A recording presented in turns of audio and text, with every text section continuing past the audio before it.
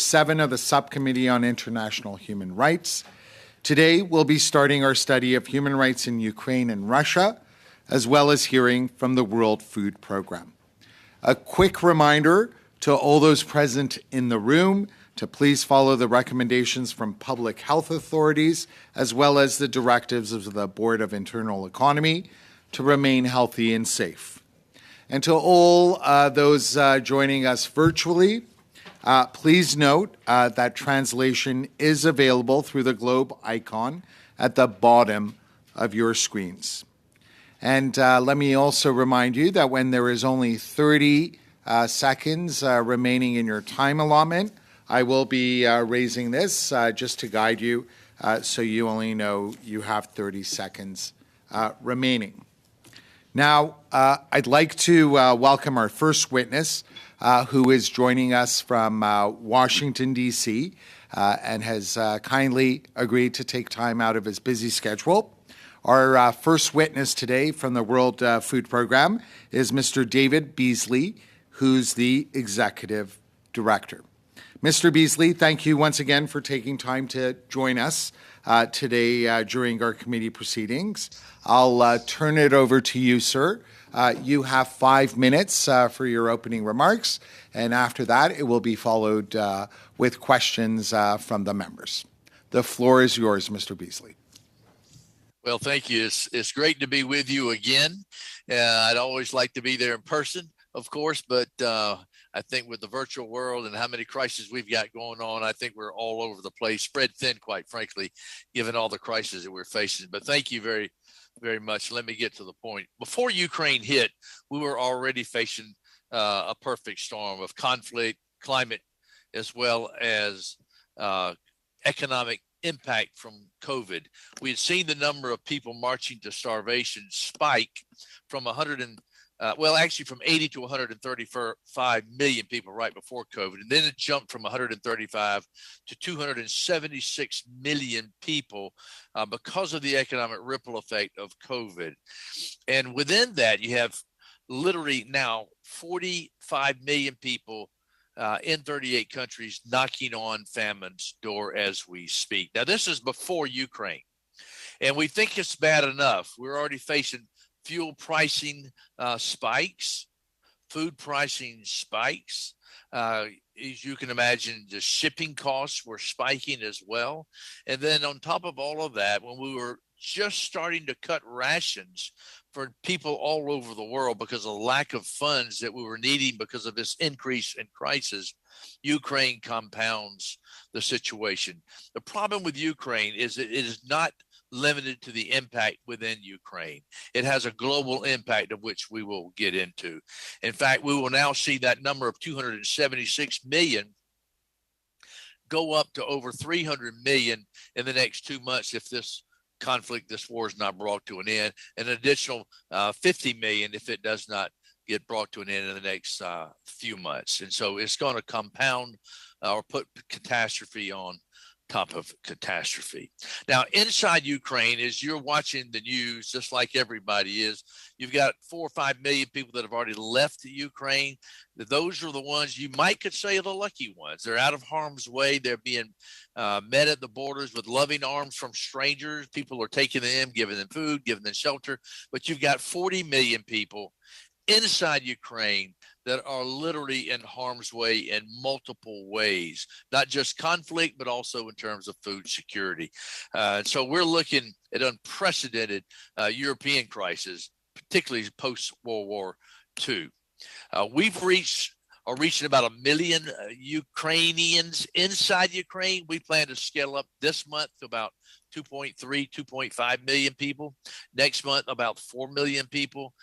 We've got about a $600 million operation for the first few months.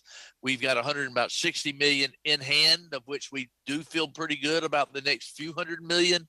However, if we scale up to 6 million people by and through June, we will be completely out of money by the end of June. And for every person that is in harm's way and is fleeing, if we can't reach them inside, that means they'll be coming to the outside. And we know what happens when we cannot reach people on the inside of a country. The price tag for humanitarian support is multiple times greater outside. Now, not to get into too much of the weeds of inside Ukraine, but please understand, and I think the world is starting to receive this message. 30% of all grain, for like example, wheat is grown in Russia and Ukraine. 20% of all corn, maize is grown inside Russia and Ukraine. 40% of all base product for fertilizers is Belarus and Russia. 30 million metric tons are now stuck in the Black Sea because of the conflict, because of the war. Ukraine grows enough food to feed 400 million people. Now, 50% of our operations, we buy wheat from Ukraine. Egypt, 85% Ukraine. Lebanon, just 2 years ago, 80% from inside Ukraine. And so we're already seeing an economic ripple effect. At first, we thought there would be primarily a pricing problem, but now because farmers are on the front lines fighting, not planting. They need to be planting corn right now, maize. They need to be harvesting wheat in July and August. If they're on the front lines, obviously they're not going to be harvesting. They're not going to be planting. And we don't have the tenders to the field to make certain that the fertilizers are applied, et cetera, et cetera. So we could have a supply problem, an availability problem later in this year. This is why I've been meeting with the G7 agricultural leadership to talk about what we can do to offset the potential decline of harvest around the world. When you compound that with the droughts that we're seeing in different locations around the world, and particularly China is having particular droughts as well as other issues, and they're buying up as much grain as they possibly can. So we're facing a catastrophe on top of a catastrophe, a perfect storm on top of a perfect storm. We're already cutting rations in countries all around the world.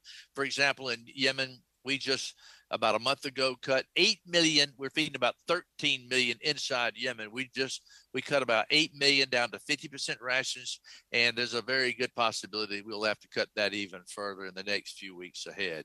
But that's just one example of the many countries where we are cutting. As I've told European leaders, you must be careful. You cannot, while you focus on what's coming at you from your east, completely neglect what could be coming from you from the south, because the Middle East and the northern Africa are very, very fragile right now. And if we neglect these two regions, you could really have a catastrophe upon catastrophe in the months ahead. So I've got a lot more I could talk about and we'll say, but let me just stop right there and say thank you to Canada.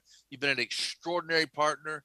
Many countries are stepping up at a time like this. Canada has really been a tremendous role model for the rest of the world to follow. So thank you very much. And I'll turn it over for questions. Thank you very much for your opening remarks, Mr. Beasley. We will now open it to questions from the members.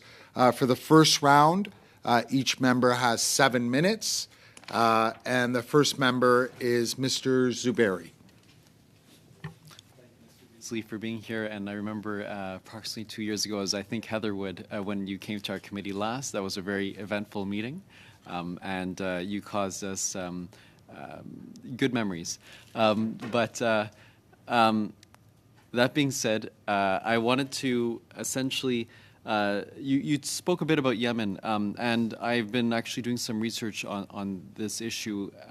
If you can share with us what the situation is currently in Yemen with respect to famine and food, and what the World Food Program is doing to alleviate the situation. Yeah, I appreciate you mentioning Heather. I didn't want to single her out, but she's been such a great voice for the hungry around the world. But thank you. Yemen is a very difficult situation. In fact, we've just come out of the field with a new survey, and the number of people that are in really serious trouble food security is we expect by June to jump from 16 million to about 19 million. And that's a population of about 30 million people inside Yemen. So you're literally talking about 2/3 of the population that are food insecure and are struggling to get a meal on any given day. Now, understand that Yemen is a country where at least 85% of its food comes from the outside. It is a terrible, terrible situation. We've got about 4.5, 5 million people, as we would say, are in IPC level 4, and that's knocking on famine's door. So we're now, because of the lack of funding, are cutting almost everybody in IPC level 3 and trying to reach as many as we can in IPC level 4, which means everybody in IPC level 3 is going to be headed toward IPC level 4. And so it is a very, very bad situation. And quite frankly, the Gulf states need to step up more because we don't have the monies that we need. That is our number one problem. It's all about money. And the Gulf states are not stepping up to do what they need to do to help take the pressure off, particularly Western donors, because of the crisis that we're facing in so many different places around the world right now. If we can just get the Gulf states, particularly with oil prices being as high as they are, if we could get the Gulf states just to help in a substantive way, the humanitarian fallout in the Gulf region, it will take incredible pressure off for us to be able to reach the shortfalls that we're having in Ethiopia, Sudan, South Sudan, Niger, Mali, Burkina Faso, and I could go on and on. Lebanon, Jordan, Syria, for example. Thank you for that. I think that was really informative. I learned something out of that too. With respect to since I last heard you at this committee, it was 2 years ago. A lot has happened, and COVID has hit us. Can you talk a bit about how COVID has impacted the work that you do? COVID has devastated our work around the world, and let me just explain that very clearly. Pre-COVID, as I said in my opening statement, we had 135 million people in IPC 3, 4, 5. Simple terms, that's not chronic hunger. That's a whole different number. The chronic hunger went from 650 million to 810 million people in chronic hunger. Severe acute, in other words, marching towards starvation, went from 135 to 276 million people. Now, here's the really bad news. Governments, major donors like Canada, United States, Germany, the EU, and others were stepping up and responding in unprecedented ways because we averted mass famine in 2020 and 2021. We've averted mass migration and destabilization of nations because you stepped up. But we thought that the COVID economic ripple effect would be behind us by 2022, and the economies would start coming up, and the poorest countries would also start to recover. Unfortunately, COVID recycled and recycled again, continuing its economic deterioration and devastation upon countries around the world. Then compound that with Ethiopia, the crisis, and then Afghanistan, and now Ukraine.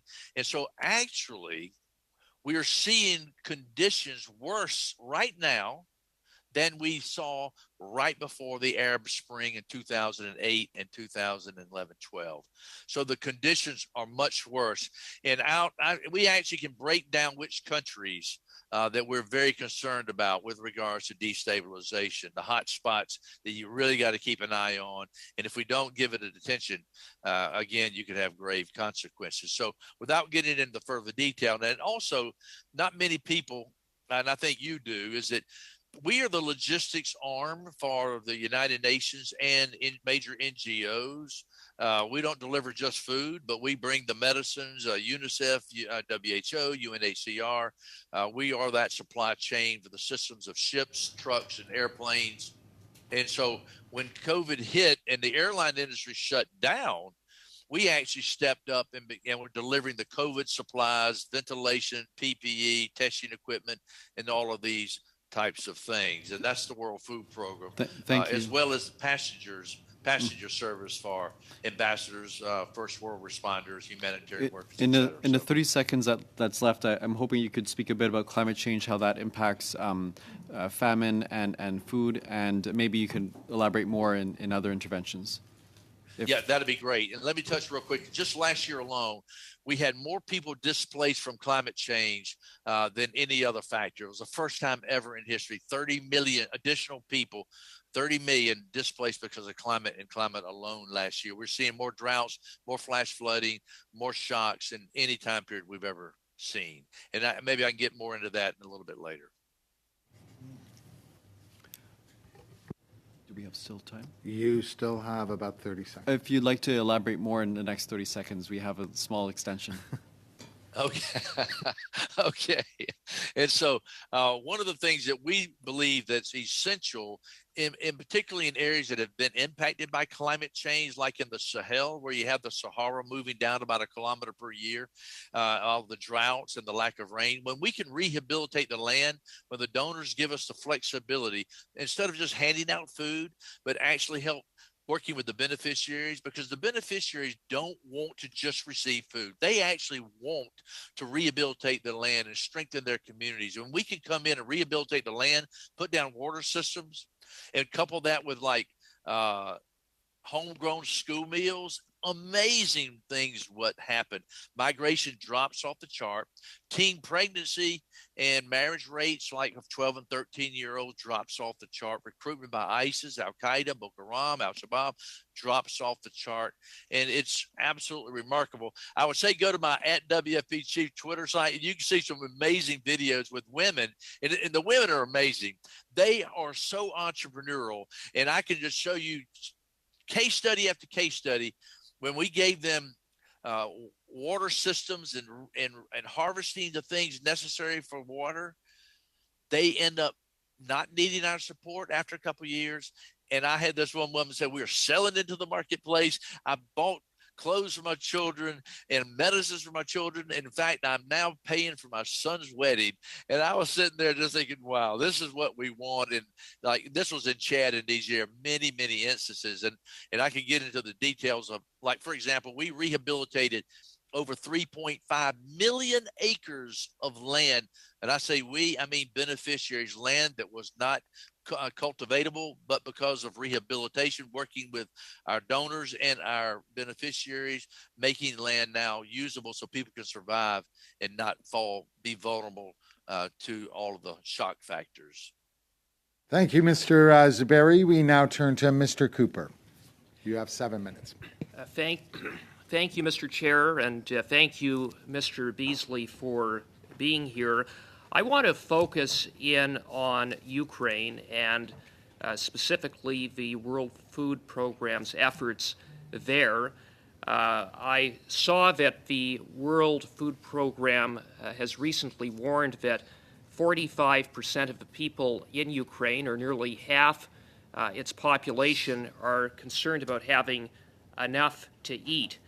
This just in weeks since the beginning of Putin's brutal invasion of Ukraine. Can you just expand upon the situation and give us a clearer picture? And secondly, expand upon what the World Food Program is doing. You noted that it's provided assistance to approximately 1 million people, and that is going to increase quite significantly over the next several months. I understand that assistance has been provided in places like Kharkiv, Lviv, and that food supplies have also made it into conflict zones. So I'll give you a little bit of time to speak about some of those efforts. No, thank you very much. I've been there already 3 times, and I'll be back there next week. As I was saying earlier, the Ukrainians that have made it to the border, as sad as that is, are the very fortunate ones in many ways. And I stood there and looking at the lines, and most of the people in the lines are women with their little children, while the front lines of battle are mostly men. It's also men and women on the front lines of battle, but those that are standing in line with their children in brutal cold weather, in a line that may be a mile long, all day, all night.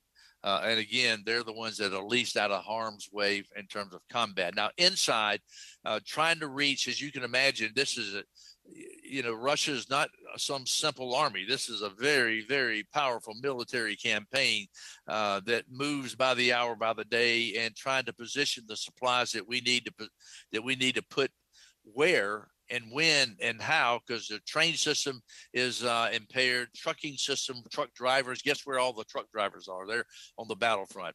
So we're working through a lot of these issues. We've reached 1 million people, want to scale up, as I was saying, to 2.5, then to 4, then to 6. Now, every million we try to scale up is about 50, give or take $50 to $60 million to reach that many people on a monthly basis. So you can start doing the math. So if we've got enough money to go through May, but if we don't have any more money, then we either got to back down from the 6 million and start just doing 2 million a month. And what happens to the other millions that are really food insecure? It's a very, very difficult balance as we're looking now. How much money can we get in? You don't want 40 million people going to the outside for certain, for a multitude of reasons. So we're trying to partner with the government and as well as others inside the country who can do what where as we're moving supplies around. Now, here's a couple of issues that not many people see on the surface. You know, the ports are completely shut down. You can't truck enough grain outside of Ukraine to make a difference. Ports are where all the infrastructure is, so we've got to deal with that. Now, the problem is all the silos, the big silos for massive supply chain are full. So if the harvest comes in July and August, and we haven't moved those millions upon millions of metric tons of grain to the outside, we meaning the whole world is going to have a massive problem in terms of supply chain globally in the fall without major outside offsets. And so when you look at those types of issues, as well as the harvesting issues, the planting issues, attending to the crops issues over the next few months. The wheat crops were planted right before the war started. So that's in the ground, though you still got fertilizers and issues like that of tending to those particular crops. But we've been buying everything we can inside Ukraine to make sure it's utilized for the people inside Ukraine. The government is doing a remarkable job as well of reaching. There are some places we can't get into because it has not been deconflicted. We are asking all sides, and especially in the confrontational particular areas where Russia is, they're asking us, we're asking that we can deconflict and move supplies in. Mr. Beasley, I'm sorry to cut you off. I've just got 2 minutes, and I want you to continue with that. But you mentioned grain silos and food storage facilities.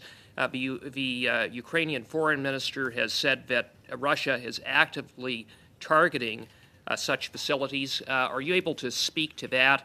And secondly, with respect to the World Food Programme's efforts of providing assistance in conflict areas, have those efforts been impeded by Russia?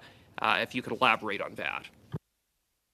Yes. I can't give you the exact number of silos and other holding facilities that have been destroyed. We're actually trying to evaluate and receive that data as we speak because it's extremely important. That has occurred, number one. Number two, obviously, where there's active combat, our ability to be able to move supplies is severely restricted. I sent a very specific letter of request to the Russian government just last week saying that we need deconfliction here. Martin Griffith, head of OCHA, is over there in Russia today to further that discussion. And I'm looking forward to hearing back from him probably tomorrow and seeing where we are. 80% Has there been any response from the Russian government with respect to that letter of request? No, I talked with them on the phone, and they are hopefully will respond back pretty quickly. We've got multiple avenues that we're pushing. For example, we'll be moving a ship to Mariupol to be able to move ready rations into Mariupol, and we're going to be testing every avenue that we can. I'm asking for airlifts, airdrops, shipping, as well as trucking and trains. So I'm going to give everybody an opportunity to say no in multiple ways. In other words, I'm going to give them multiple opportunities to say yes in multiple ways. And so now let me just make one quick comment. 80% of our operations around the world are in war zones and areas of conflict. So we know how to push and press and do what we need to do.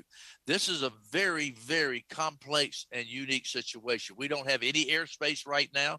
We're hoping to get some airspace, but at the same time, it's a massive military operation, and we're making fluid decisions on a day-to-day basis. Obviously, when the Russian military pulls back, we hopefully, along with others, will be coming in to at least supply, whether it's on a short-term temporary basis. But again, my biggest issue going forward is going to probably, in addition to access, is going to be money, money, money. Now turn to Monsieur Trudel. Oui, merci. Thank you very much, Mr. Beasley. We're very pleased to meet you. It's the first time I hear from you. What you're talking about is incredibly interesting. I'd like to follow up on what my colleague has just said. As far as we're concerned here in Canada and in Quebec, we're far away from the conflict. And several times now, we've heard that from Mariupol, there's going to be a humanitarian corridor to let people leave that city. It seems really complicated. We've heard that it never really worked. They tried 7 or 8 times. Russia said, sure, we'll let you open a humanitarian corridor. It never really worked. So what can you tell us about that? Can you tell us more about the complicated logistics about operating in a war-torn country? I think what you just stated is pretty much the facts. We're all still struggling on this humanitarian corridor, whether it's personnel, people moving in or moving out, or food, medicines, and other supplies moving in or out. Mariupol is still a catastrophe. And I think we're all doing everything we can. As you well know, the Security Council is in a quagmire given the situation that Russia, is engaged in this war and on the Security Council. So it's a complexity. And we look for every opportunity we can to move supplies in any way we possibly can. We're always thinking outside the box, and we'll be doing the same thing there. And we will make known at the right critical moments when we can't reach who we need to reach and who is the problem. I wish I had a simple and good answer for you on this one, but Non, je comprends que you realize we're all struggling. Merci, Monsieur Beasley. Well, thank you very much for that, Mr. Beasley. A little earlier, you talked about what would happen to certain countries if this war dragged on. You talked about Yemen and Egypt. Are there any other countries where the food situation is already dire and where the population might suffer even more if this conflict drags on? A minimum of about 38 countries. But let me give you a couple more examples. Syria is continuing to deteriorate as we speak. Lebanon, who would have ever believed that we are now scaling up to reach 1.5 million Lebanese people, not Syrian refugees in Lebanon. We are already supporting them. So Lebanon's in a crisis. I think it was around 81% of all the wheat that Lebanon gave to its people or sold in the markets in Lebanon 2 years ago was from Ukraine. And maybe Russia was in that factor too. So you can see now in the Black Sea, you've got now not landmines, but water mines all over the place. And moving cargo in and out is a very serious complexity. Now, when you consider that 30% of all the grain comes from that area, you got to then realize that's 7.8 billion people that are in the market for that 30% of that grain. And then you consider 50% of our wheat comes from Ukraine, and we feed 125 million people. So to give you a factor that's going to really be shocking, just on the World Food Program cost of expense increase per month is now already $71 million per month. That's $850 million of our increased costs based on food pricing, fuel costs, as well as shipping costs. That means we'll be feeding at a minimum 4 to 5 million people less this year. And as I was alluding to earlier, Niger, we've already cut 50% rations. Chad, we're reaching 50% that need to be reached, and those 50% we're reaching are only getting 50% rations. Ethiopia, the number of people in trouble food insecurity in Ethiopia is going up, up, up because they got massive droughts taking place there, Somaliland, Somalia, and I can keep going from country to country. Now, also in your hemisphere, in the Western hemisphere, like in Guatemala, Honduras, El Salvador, for example, unprecedented flash flooding. We're seeing now, based on our surveys, 4 to 7 times the number of people are now considering migrating inward toward the United States border. And so whether you're talking about, I call it a ring of fire now, from Central America to Africa, all the way from the Atlantic to the Red Sea, the Sahel, then you get all the way down to the Middle East, and then you go to Afghanistan. It's like you got a ring of fire all the way around the world. And if we don't respond strategically, effectively, the whole planet's going to be engulfed. It's going to be hell on earth in the fall if we don't get ahead of this thing quickly. Très clair, Monsieur Beasley. Well, that's a very clear answer, Mr. Beasley. Now, the fact that there's so much food insecurity around the world, would you say that men or women suffer more or differently? Do women suffer differently from food insecurity? Do they suffer more? If so, how and where, in which countries?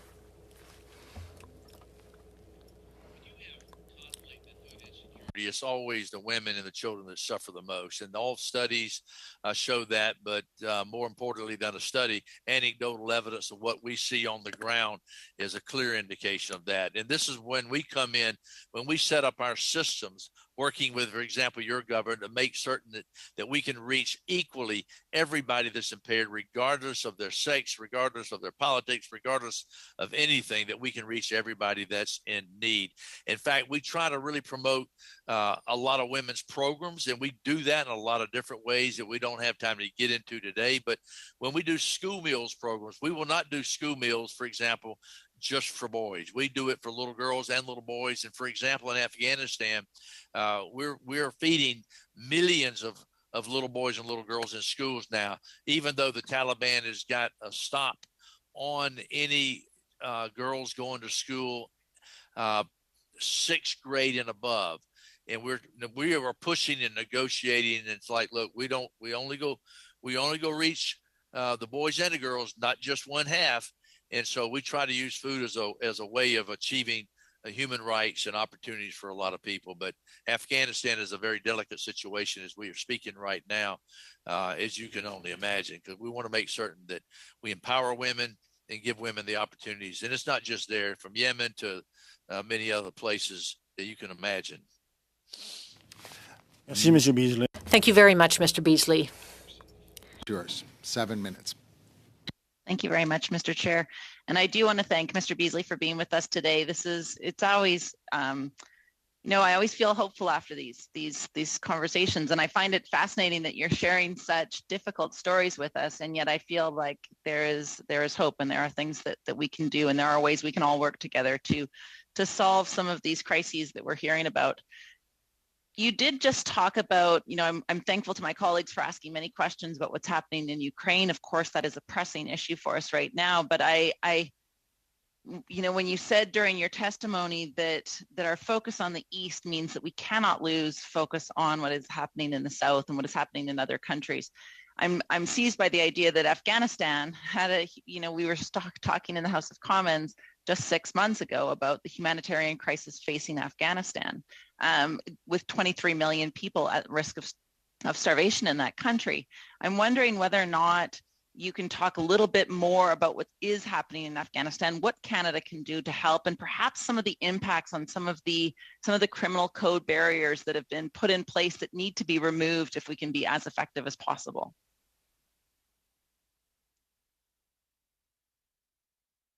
Yeah, Heather, thank you. It's just hard to believe whether it's Ukraine or not. I mean, Ukraine going from a breadbasket to bread lines. And now what we don't want to be in a position, Heather, is we don't want to take food from the children in Chad to give to the children in Ukraine. That's the last thing we want to do. And so that's why we're asking everyone to, in terms of international funding, you're going to have to be very strategic this year. You can't fund everything. So you got to prioritize. As I say, make certain that we avoid the icebergs in front of the Titanic. We may have to let go of the broken wine glass in the bar room inside the Titanic. So what are these vital issues? Food security is obviously one of those. In Afghanistan, the Taliban, has been interesting, is they've actually cooperated with us a very in a surprisingly positive way. I want to put that in the beginning, because when I met with them, as well as I would meet with anybody from Houthis to Taliban to whatever it may be, and I'm always very clear. I say, we don't have enough money now to reach all the people we need to reach. And I said, if you play games with us, I can assure you that our donors, we're going to maximize every dollar to go to the place where we can reach the most children, for example. I said, so please don't play games with us. They had been really cooperating with us and allowing us impartiality, neutrality, independence to achieve our goals, objectives. In many ways, they were allowing women to come back to work with us. They were allowing us to reach the girls in schools. But in the last few weeks, we see it going the other way. We have run into a few places where they're trying to tell us who we can hire and who we can support and feed, and we've actually shut down operations in a couple places. That usually triggers a response that gets it resolved. When we had some problems in the first few months, it was really quite remarkable how positively they did respond. But we seem to see a shift right now going in a direction that we're very, very concerned about inside Afghanistan. We're reaching about 15, 16 million out of a nation's population, I think it was 41 million people. 22 million people are in IPC 345. Out of that, 8.7 are in IPC 4, meaning they're knocking on famine's door. Mm-hmm. So we're trying to reach, at least with full rations, those in that IPC level 4, but we're reaching 16 million, part rations, full rations. And if the Taliban continues to move in this wrong direction, donors are going to lose complete confidence, and that's going to really create havoc inside Afghanistan, as you can only imagine. Of course. Well, and this is one of these things too. Like I'm hearing you talk about where these hotspots are, and they're all around the world, and it's happening all over. And really, we do need to contribute more towards fixing the problem in the short term and the long term. One of my big concerns, and I've raised this several times, is that Canada may be using the vaccine dosages as contributions to our ODA, which means that they may treat vaccines as part of our ODA and therefore reduce the dollars that go out the door for official development assistance. I'm just wondering, like, what does Canada need to do right now to make sure that we are responding adequately to this? How can I, as an opposition member, convince the government of the vital need to push for increased investment in food security right now? Well, I get this question, as you can imagine, from governments around the world, and you'll get this question, well, why should I send money to Chad or Niger or Guatemala when I've got road problems, bridge problems, school problems, healthcare problems in my home district? And my answer is really simple. And I was a United States governor, served in politics, and these are valid questions from taxpayers that want to understand that. And I say, number one, if you're not going to do it out of the goodness of your heart, you better do it out of your national security interests, because you're going to pay for it one way or the other. And let me give you anecdotal evidence. For example, in Syria, we can feed a Syrian in Syria for 50 cents a day. That same Syrian, who, by the way, does not want to leave home, we survey. If I fed everybody in Ottawa every day for 2 years, I know what's going on in Ottawa. I know what the people are thinking, and I know when they're about to move and why and what's going on. People don't want to leave home. That's a big stretch, Mr. Beasley, to know what's happening in Ottawa. I don't think any of us really know that. But I'm sorry to interrupt. Please go ahead. That might not be a good example. But anyway, so if that same Syrian, Heather, ends up in, let's say, Berlin or Brussels, the humanitarian support package is $70 per day. Let me just give you another example. On the United States border, the Washington Post did an article that the United States was spending $3,750 per child per week on the border, sheltering children. That same child and family, for $1 to $2 each per week, we can provide stability, sustainability with resilience programs inside their home country. We've got solutions that work. We've got to scale them up and fund them. And I don't mean just throw money at international aid and throw money at the problem, because that is not the solution. As you know me, I'm pretty tough about, we've got solutions, we've got effective programs, we need to fund them. And so as to the governments like Canada, the United States, Germany, and others, is that it's going to cost you 1,000-fold more if you have destabilization of the nations and end up in war and conflict. If you end up with mass migration by necessity, it costs a lot more. It's a lot cheaper. It'd be like having leaking water lines in your ceiling, and you've got water just dripping, and you go lose the carpet, you go lose the mahogany table, you go lose the curtains, you're going to lose the flooring, and we're fighting over where to put the buckets. It's a lot cheaper to go up there and fix the busted lines. Yeah. And that's what we're saying. Let's go address root cause. Obviously, when you're dealing with a short-term emergency, I get it. But many of these issues we're facing now are protracted conflicts. And the more that the donors, the governments, can give us flexibility to do more with the dollar, that is also very, very strategic and effective. So we can have long-term planning. Thank you so much. Thank you. Now, if we could turn to the second round, I ask the members to keep their questions to under 3 minutes, please. The first member is Mr. Oliphant. 3 minutes, yes. Not 5. Just checking. Thank you, Mr. Beasley, for being with us. I have been in a number of meetings with you over the years, and I want to say to you, I believe you're the right person at the right time in the right place. So thank you personally for your work. And I will admit that I don't know what I would have said that when you were nominated. And it has been really wonderful to watch your leadership at the World Food Program. So on behalf of those of us who watch that, thank you very much. 2 questions. The first one, usually you're asking just for money. It looks like we're in a position now where money may not be the only solution. We have the sources of food from Ukraine and Russia could be tied, and very difficult for you to get food for Ethiopia, Yemen, Syria, Lebanon, etc.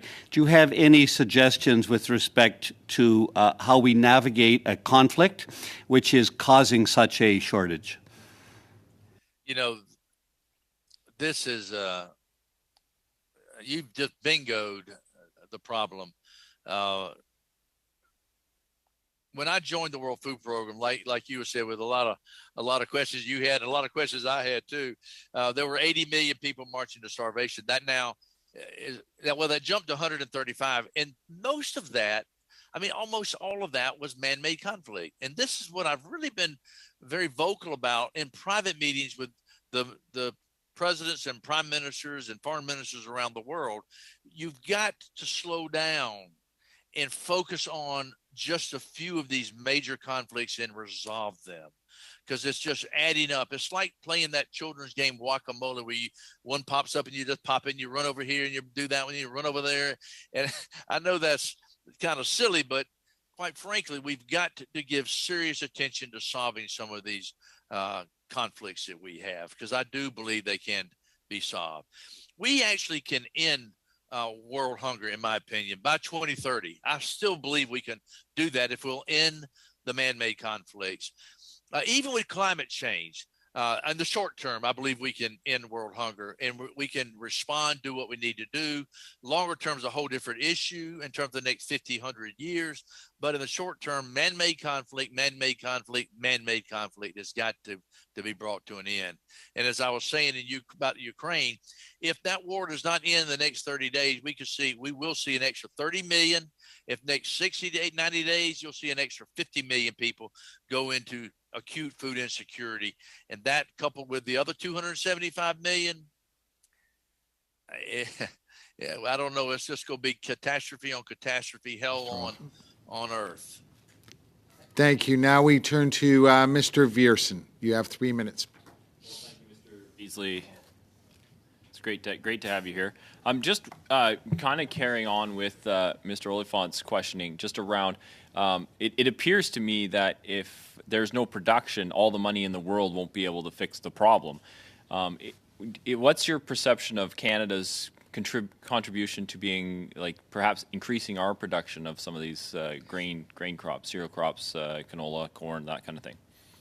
Yeah, and we've been talking and hearing from a lot of different political parties with regards to this issue, from the Green Party in Germany and others in Europe, for example. I think we all realize we got a very unique window before us, and we've got to respond. The last thing we want to do is end up at the end of this year with not enough food for the people on the planet. That'd be catastrophe. So I'll leave it to you to what decisions need to be made. But when you look at, there's a lot of issues that I know that we're talking with foreign ministers as well as the agricultural ministers. As I said just a little while ago, we had a very substantive discussion with the Minister of Agriculture from the G7. What about set-aside lands? What are all the different issues that you might want to suspend on a short-term basis to increase production? And I'll let you wave out the politics of what might be permissible, what might be acceptable, or what might be doable. But that the last thing we want is the end up at the end of the year when you don't have enough food for people in Ottawa or Chicago or New York or London. I don't think we want to see what happens if that takes place. So we need to be thinking this thing through. You don't have any recommendations on things that we could be watching for that might reduce or limit our ability to increase our production here in Canada? Yeah, I probably have to sit down specifically and look at Canada, but one thing we are recommended, please don't get into import-export bans. Please make certain that on the purchasing side that there's transparency. There's a lot of different issues to be looked at, and we're talking to a lot of different countries now, a lot of different companies. So on the top of my head, as to Canada specifically, I really have to look at that. So let us get back to you. Okay. Yeah, no, that'd be great. Just around you mentioned that 40% of the fertilizer comes out of Russia-Ukraine area. What is your perception of that impact in the rest of the world's ability to produce? I was talking to the CEO of Yara, who's one of the world's largest producers of fertilizers. Not to get into all those details, but if you don't put fertilizers on a particular crop, you can lose 50% of the yield. Now, you can get into what types of fertilizers, all these other different issues, but let's in generic perspectives. What I understand, and I don't know if this number is exact, but it's Belarus and Russia, where the base product for 40%, give or take, of the fertilizers around the world. We're already seeing farmers around the world, particularly the big farmers, are talking about cutting back on because the fertilizer cost is just skyrocketing, because fertilizers are based on fuel. So you got, your base fuel dynamic. Then if you've got a supply chain problem, those two factors will create an extraordinary availability problem as well as a pricing problem. And pricing, obviously, we're already seeing play into our equation. It'll only become an exponential problem over the next 3 to 6 to 9 months. Monsieur Trudel. Merci, M. Beasley. Vous avez parlé. Thank you, Mr. Beasley. Yes, there are clear repercussions on other countries because of the war in Ukraine. You said it even affects South American countries, but there's one country you did not mention, and I'd like you to say a little more about it. Haiti. Haiti is a country that was already in crisis before. I don't know if the war in Ukraine will have an impact on Haiti. Perhaps you can tell us. We know that things are bad down there. So is there anything you can tell us about the effect of the war in Ukraine on Haiti? Yes, sir. Haiti, I mean, before Ukraine, Haiti was a very serious problem. We've got about 4.5 million Haitians, which is about 45% of the population that are projected to be severe hunger inside that country. I was just there a couple of months ago, and it's just, you know, the corruption, the problems, the gangs is now compounded by Ukraine pricing increasing and the lack of money. It's a very serious issue. I'm looking at some. Hold on one second.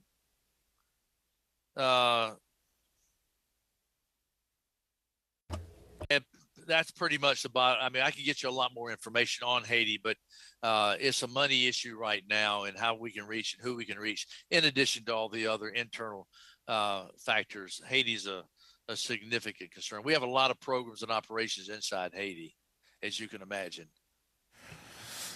Dans le second objectif de développement durable de l'ONU, the second UN Development Objective, that is the 2030 report, it was to eliminate world hunger, but now there's Ukraine. Are there any solutions we can put in place right now so we can reach that objective, no more hunger in 2030? I don't think it's possible to end hunger by 2030 with the conflicts. I do believe, as I said earlier, if we can end most of these conflicts, I have no doubt we can end world hunger. When you consider that 200 years ago on the planet, 95% of the people were in extreme poverty, and we've reduced that now below 10%. The progress that has been made in the last 50 years is just absolutely just wonderful. But we're now going for the first time in the wrong direction. As I mentioned at the onset of my talk, chronic hunger for the first time is going up from 650 million to 810 million. Severe food insecurity from 80 million to now about 300 million. So we're going in the wrong direction, and almost all of it is man-made conflict. So if we can end that, even with climate change, I believe we've got the ability and the expertise, especially when there's $430 trillion of wealth on the planet, we can address hunger. There's no reason any child on the planet should go to bed hungry today with all the wealth we have. We need to end these wars so we have the money and the access we need. And more people are going to have to step up at a time like this. And if they don't, as I said earlier, you're going to pay for it 1,000 times otherwise. Ms. McPherson. Thank you. Thank you again for the testimony, Mr. Beasley. You know, I was reading through the statement, the G7 statement that came out, and it sort of refers to some of the things that I think my colleague, Mr. Viersen, was asking about. So this connection, this commitment by the G7 to step up collective contributions to the World Food Program, to work with multilateral development banks and international financial institutions to prevent acute food insecurity, the extraordinary session of the Council of Food and Agricultural Organizations, you know, tools to make sure that prices are kept under control and that there is no sort of hoarding going on. So we have these tools. You've given us many tools that we have as well that we could use. We've got commitments by the G7. We know we have to do more advocacy work to bring the Gulf states and others on board. How confident are you that this is going to be done? We know it's possible. We know, you've just said there is no reason why every child in this world shouldn't have enough to eat. How confident are you that this is going to actually happen, though? Wow. Heather, you know, if you'd have asked me this probably 3 years ago, I would have said I have 0% confidence. The reason I may be a little more confident right now is that the last 3 years, if you turned on the television, it was nothing but Trump, Trump, Trump, Brexit, Brexit, Brexit, COVID, COVID, COVID, and you couldn't get coverage on any other issue. And for the first time, I think we're breaking through in the media about this food crisis. So I'm a little hopeful because I'm seeing world leaders respond now, recognizing that food security is a very serious problem that we're facing around the world. And this is not like you can just say, I'm short of food next week. How about produce more? You got to plant it, you got to water it, you got to grow it, you got to harvest it. So this is not a short-term 1 month fix. And so the response that I have been seeing so far has been remarkable, particularly from the G7 as to agricultural production and offsets to the diminishing return we may see inside Ukraine.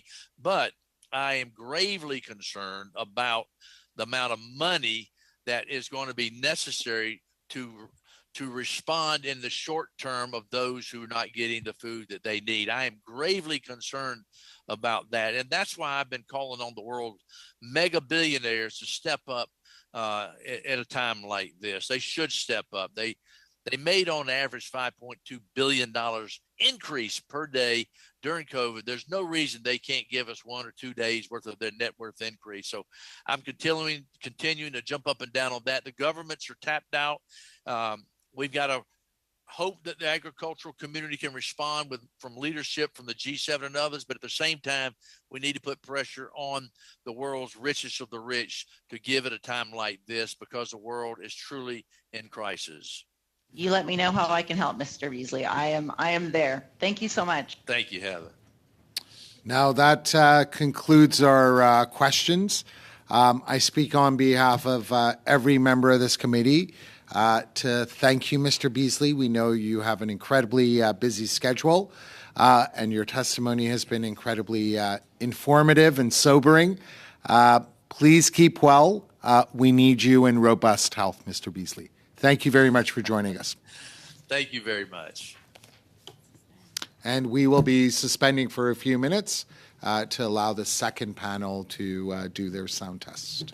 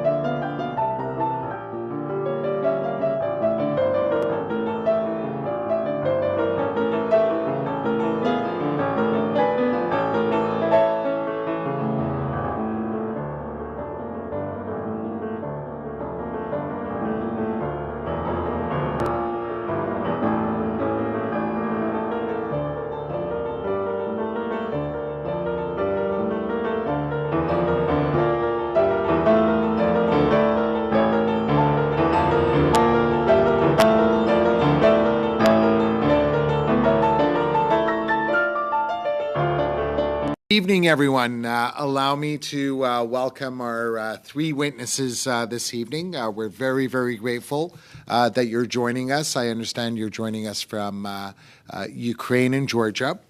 We're very pleased to have you. Allow me to first point out that you, for translation, you have the globe icon at the bottom of your screens, so please do feel free to use that.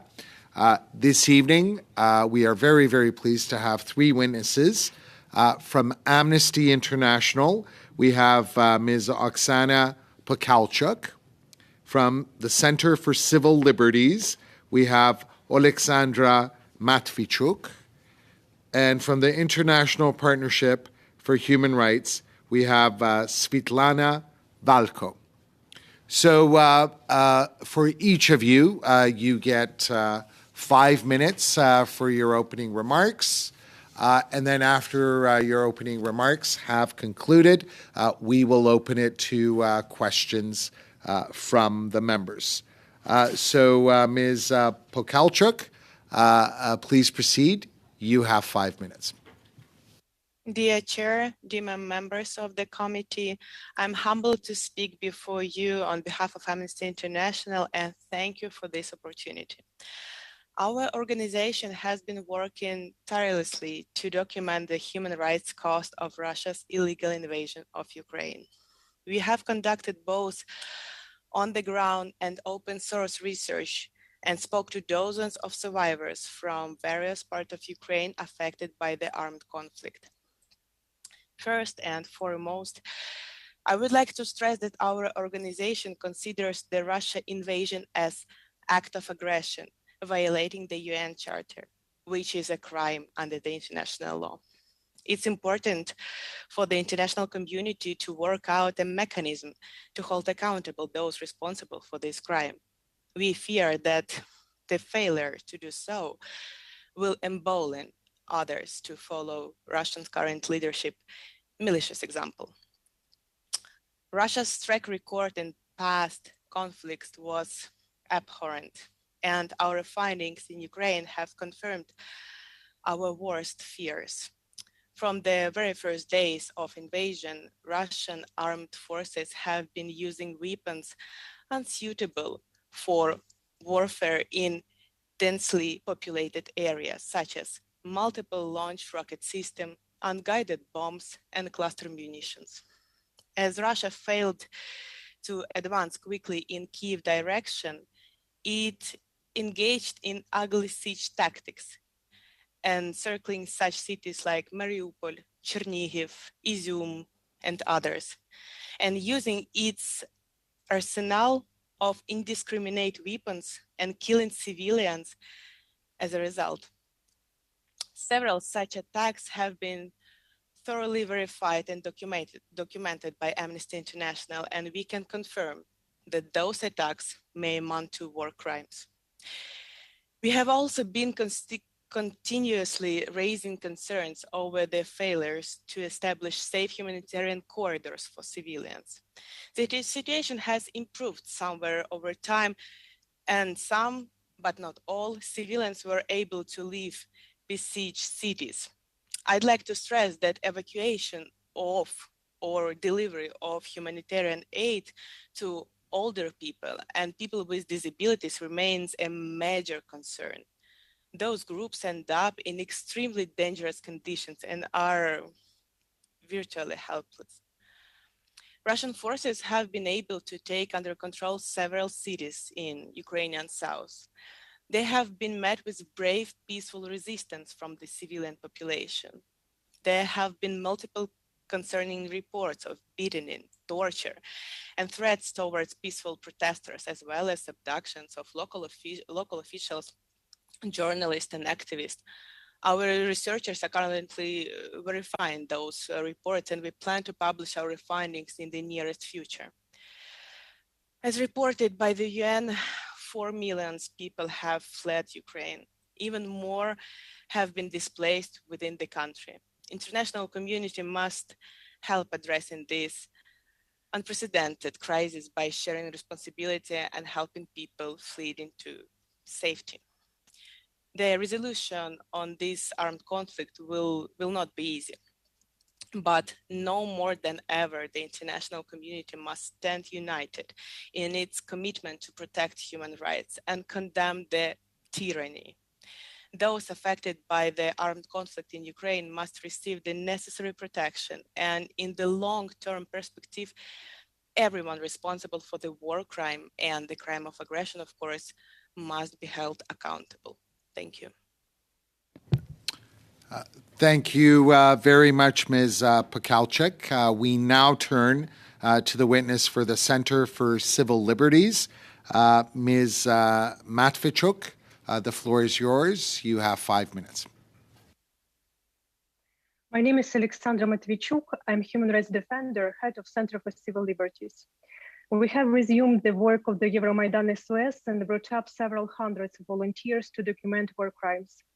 Together with other human rights organizations, we work in the Tribunal for Putin Coalition.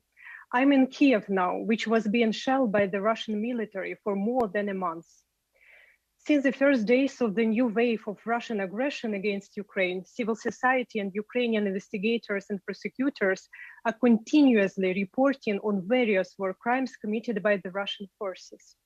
Russia is providing deliberate attacks on civilian objects like schools, hospitals, residential buildings, and critical civilian infrastructure, using of human shield, perfidy, misuse of the Red Cross emblem, use of Ukrainian uniform and insignia by Russian soldiers, attacks on specially protected objects like nuclear power plants and dams.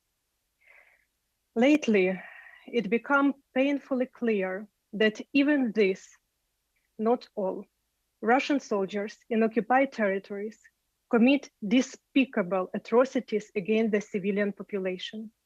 Rape and other gender-based violence, deliberate killings, torture and ill-treatment, enforced disappearances, outrage upon personal dignity are not rare and misfortune facts, but rather a pattern of behavior, a pattern that is being tolerated, encouraged, and later covered by the commander, state media, and political leadership of the aggressor.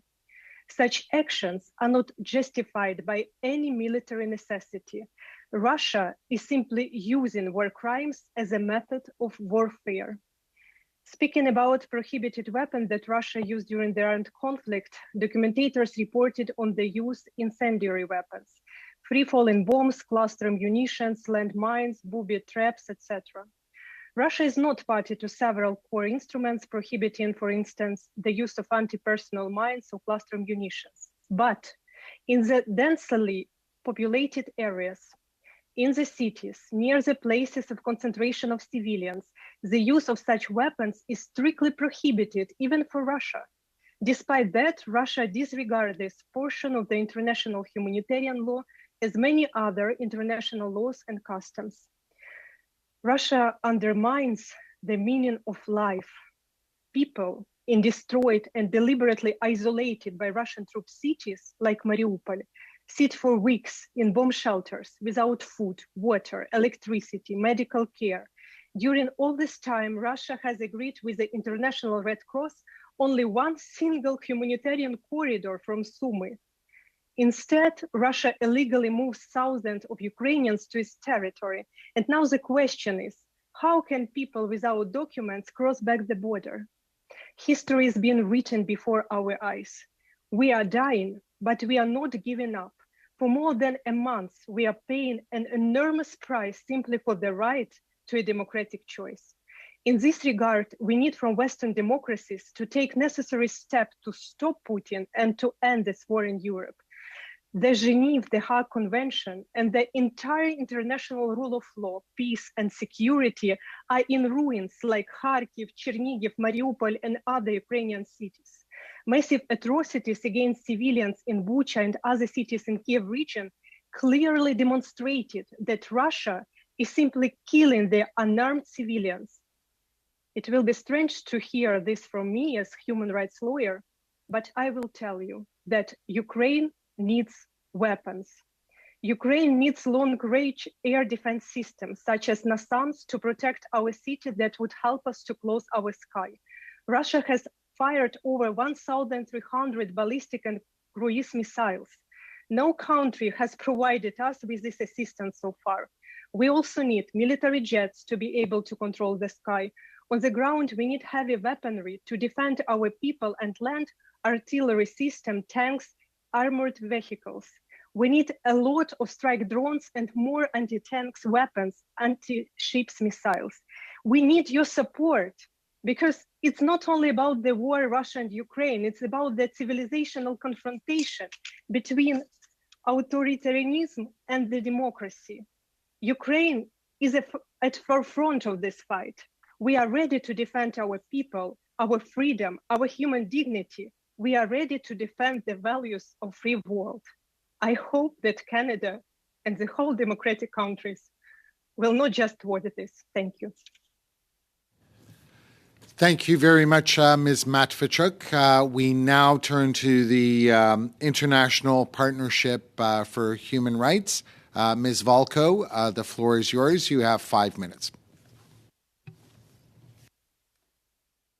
Good evening, ladies and gentlemen. It's an honor to be here for me. Last week, we were meeting the Canadian team in OSCE, and I was really impressed by the level of access to information about the real facts happening in Ukraine by your delegation. And it gives me a lot of hopes that our joint efforts could bring those crimes committed in Ukraine accountable in the future. I want to start from introducing that International Partnership for Human Rights investigating crimes and human rights violations in Ukraine since 2014, together with local investigators from NGO Truth Hounds. And our methods are very transparent. We're trying to verify each fact from at least 3 sources. We use open sources, we use satellite maps, we use testimonies of victims and witnesses, and other sources which are available for us. But I want to emphasize that Ukrainian citizens nowadays have a critical thinking. And I want to emphasize that our people in Ukraine start to treat living near the hospital or school as the most dangerous place in the city. And this is the first, what I want to pay your attention on is on the intentionally directing attacks against buildings dedicated to religion, education, art, science, or charitable purpose, historic monuments, hospitals, and places where the sick and wounded are collected, and provided they are not a military object. I have a lot of examples we documented of this violation, this crime, but I want to give you an example of today's attack on the city of Mykolaiv, where those civilian objects were suffered. It's one city hospital, regional hospital, Center for Prevention of Diseases, orphanage, 11 kindergartens, 12 schools, 1 vocational school, and 1 branches of out-of-school educational institutions were shelled just today in one city in Mykolaiv. And we have been documenting this kind of attacks, this indiscriminate attacks during all the last months. And we want to confirm that except the intentionally directing attacks, Russian Federation has used the indiscriminate weapon in populated areas, unguided free-fall bombs, cluster munitions, and incendiary munitions. I want also to mention that a lot of hospitals and schools were shelled a few times, which definitely showing the intention of shooting these places directly. I want to pay your attention also on the fact that most of their state workers, governmental representatives in Russia, including the state so-called journalists, before attacking such places, very often, not only in Mariupol, but also in Sumy and Mykolaiv, trying to justify the target by saying that there are some troopers in the maternity hospital in Mariupol, or there are some military suspicious vehicles on the territory of their hospital or school, which is never confirmed. And we did not find any testimony of that. It is obvious that no matter how desperately the Russian side seeks to justify the inhuman attack by its armed forces on the maternity hospitals, schools, and other protected objects, two things remain obvious: their manipulation of the facts and their lies about the reasons of the bombing. Certainly, it is necessary to conduct a more in-depth investigation into all the circumstances of these attacks. However, at this stage, there are already more than sufficient ground to claim that Russian side has committed a war crime for which all those involved should be held accountable. There are a lot of war crimes we could already Ms. confirm. Volko, I'm sorry, you're over time. If I could ask that you wrap it up in the next 10 to 20 seconds. So in general, we want to confirm that analyzing attacks give us the reasonable ground to believe that latest attack is a part of strategy aiming to spread terror, break morale, and prompt civilians to flee the cities. Thank you. Thank you very much to each of you for your opening remarks. We will now turn to questions. We have 7 minutes for the first round of questions. Just as a reminder, as we get closer, and there's only 30 seconds remaining, I will put up this sign. So I would ask that everyone stay within the time limit. The first question, or the first round of questions, goes to Mr. Oliphant.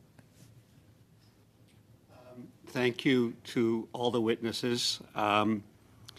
Profoundly thank you, not only for your testimony tonight, but for your ongoing work to tell this important story to the world and to Canadians tonight. I also want to take an opportunity to publicly thank Ms. McPherson for her question today in question period. I'm feeling emotional about this because it was the only question I got asked. And I think this is the biggest crisis facing Canadians of all the crises that we're dealing with in the world right now, including our own home crises. I have one first thing to say to you, and that is that we believe you. Those very three simple words, we believe you. And there has been a change to our language in these last days, and that is that we are now, as a government of Canada, declaring that we believe these to be war crimes and crimes against humanity. We have taken the word alleged out of that very intentionally.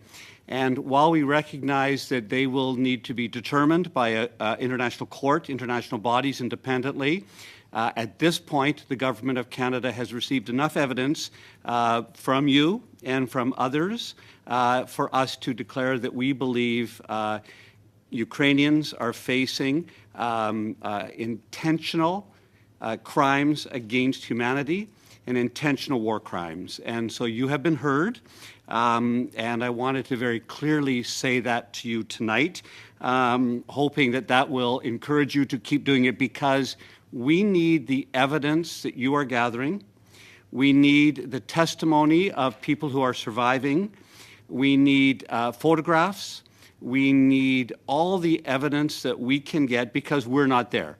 We are privileged and at peace and rest in Canada, and we depend on you for your work to bring us that story. And we will continue to go to the International Criminal Court. We will stand with other countries to make sure that this testimony is heard there. And we are already sending help to the court to make sure they have the tools to do the job. And we also very quickly responded to the government of Ukraine's request to support them at the International Court of Justice. We as a country cannot simply declare these as war crimes or crimes against humanity, but we believe them to be, and we believe that they will be determined to be, so we will be there.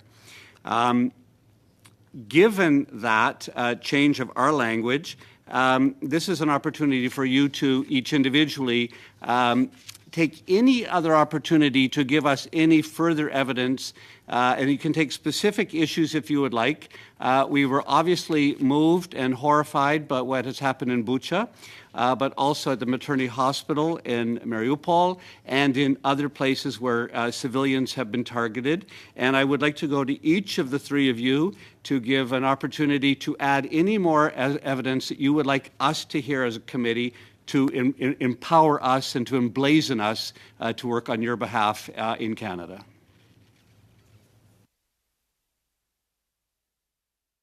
Begin, you're all perfect.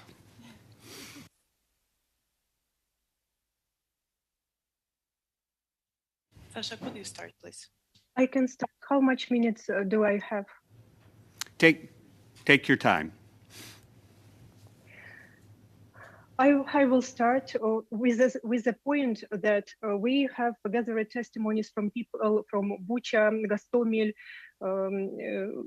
Matyzhin, Makarev, and other cities and settlements in Kiev region, even before this area was liberated, because they were some lucky people who escaped from isolated towns.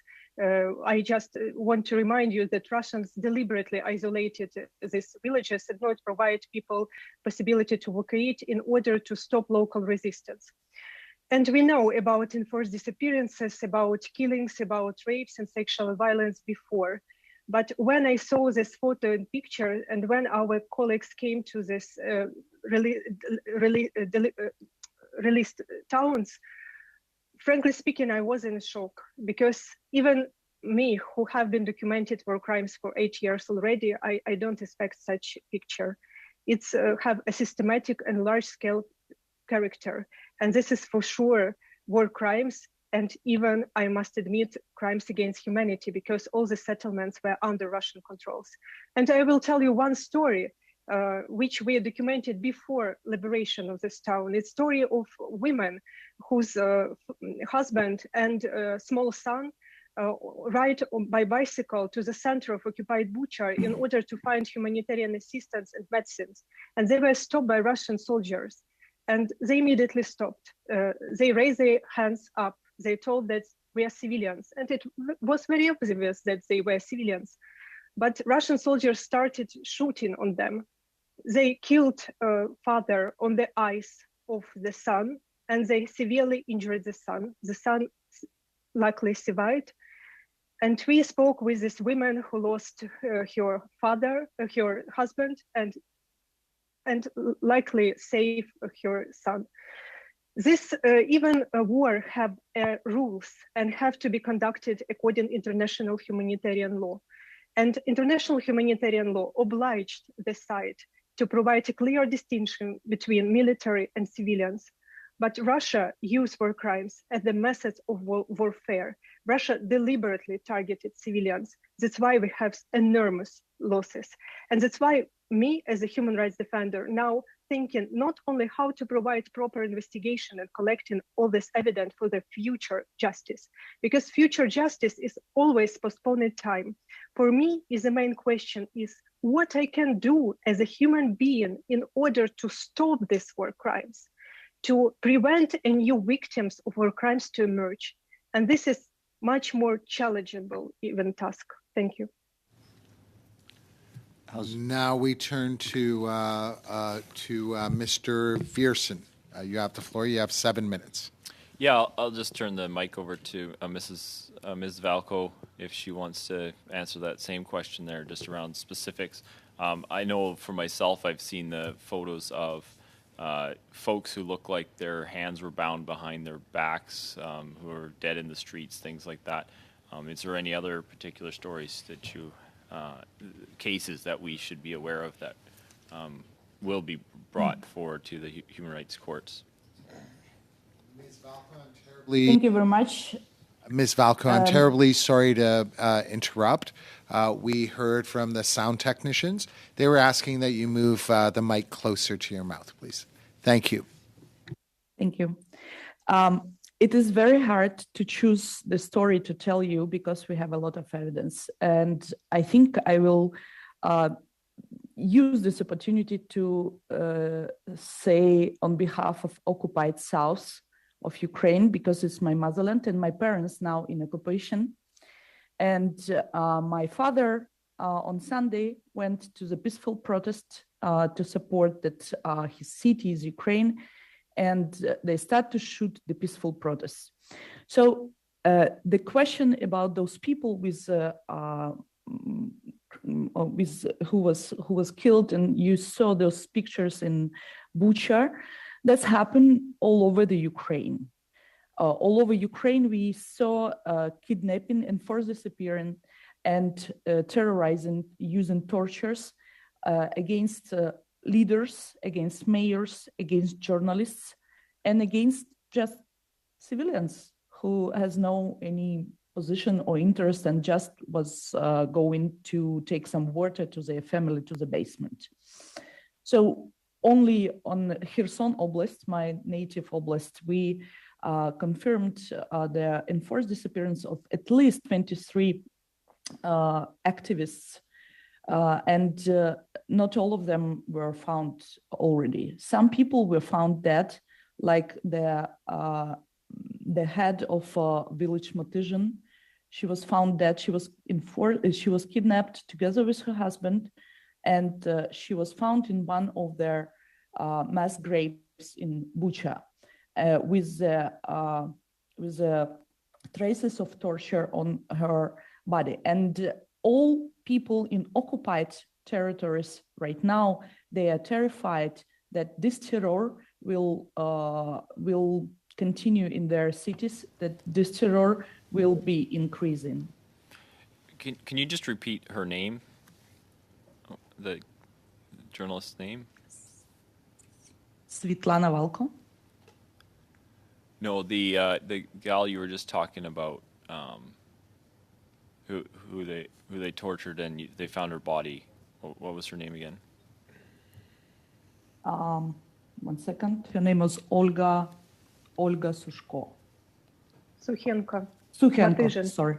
Yeah, Olga Sukhenko and Igor Sukhenko, her husband. All right. Ms. Polachuk, do you have a statement you want to make around this as well? Yeah, but I think my colleagues have already raised many issues, and I don't know what to add. Maybe quickly say that, be honestly there, I think you do understand now there is more and more stories, and all of them are horrible, literally horrible. And there's so many things. Maybe the only thing that I want to raise now is about the older people and people with disabilities that I have already mentioned in my previous talk. It is an issue, and it is a catastrophic situation with the older people and people with these disabilities in the different cities that are under the siege, that are sieged by Russian force or under the or occupied. So we've been gathering evidences of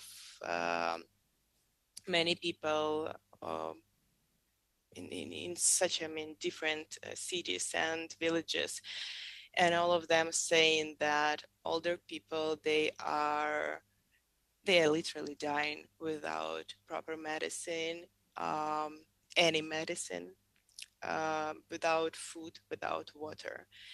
A couple of days ago, I documented the case, the story, I would say, not the case, the story of a person. She's 87 years old. She was evacuated from Izum. I think you know where it is. And she's very old. She's alone. She was evacuated and she don't have money. When my colleague was in her house, the only thing that was in her fridge was one egg. No money, no medicine, no food, only one egg. Thank you. Thank you.